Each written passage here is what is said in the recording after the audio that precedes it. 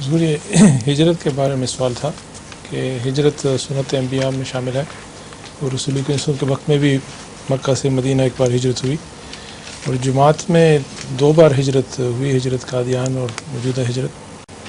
تو کیا مسیح السلام کے، پہلا تو یہ سوال ہے کہ 2 بار ہوئی، اور دوسرا یہ تھا کہ مسیح السلام کے الہامات میں یا تحریرات میں مزید ہجرت کا بھی کہیں ذکر ہے؟ آپ کو 2 ہجرتیں کافی نہیں ابھی تک ہوئی جو مزید کی خواہش ہے؟ آپ کو ایک وہ لطیفہ نہ سنا دوں اس کے بدلے جواب دینے کی بجائے.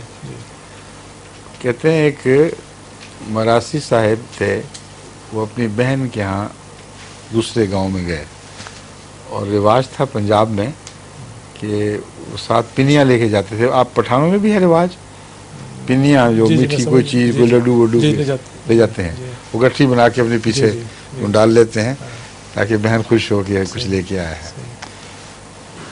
اور وہ بہن جو تھی وہ بیچاری، اس کے وہ نکلے ہوئے تھے گلر، تھائرائڈ گلینڈ سوجے ہوئے تھے.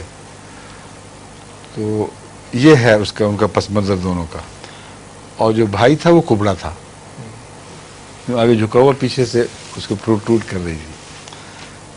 وہ دونوں مراسی بڑے تیز ترار، اور وہ پنیاں لے جانا بھول گیا بیچارہ. جب اس نے کہا کیا فرق پڑتا ہے، چلو نہ صحیح. دروازہ کھٹکھٹایا، اس نے کہا کون؟ میں تمہارا بھائی آیا ہوں ملنے کے لیے. اس نے خوشی سے دروازہ کھولا، اس نے دیکھا تو کوئی ہاتھ میں کچھ نہیں تھا. تو مراسم تھی، تیز ترار تھی. اس نے کہا کہ بھائی آؤ، شوق سے آؤ گھر میں، یہ جو پیچھے پنیوں کی گٹھی اٹھائی ہوئی ہے یہ مجھے پکڑا دو، میں تمہارا سامان ہلکا کروں، بوجھ. مطلب تھا تان کیا اس نے اس کے کب پر. تو مراسی بے تکلف بولا ہے کہ پہلا اگلیاں تو نگال ہے، نئی پنیوں کا جو شوق ہے پہلی تو اندر کر لو. تو یہ جو 2 ہجرتیں یہ تو نگالیں پہلے. ایک ہجرت کے نتیجے میں وہ جو پاکستان میں جو گزری ہے ہم پر، وہ تھوڑی تو نہیں گزری. اور اب ایک اور ہجرت ہے، اس کے اپنے مسائل بھی ہیں مگر فوائد بھی بڑے کثرت سے ہیں. تو جب تک ہجرت کے فوائد جاری ہیں اللہ تعالیٰ کے فضل کے ساتھ، کسی نئی ہجرت کی تو ضرورت نہیں. ہجرت سے واپسی کی بات ہونی چاہیے. اور ہم تو واپسی کا سوچ رہے ہیں، آپ ایک اور طرف آگے چلا رہے ہیں کہ یہاں سے اگلا.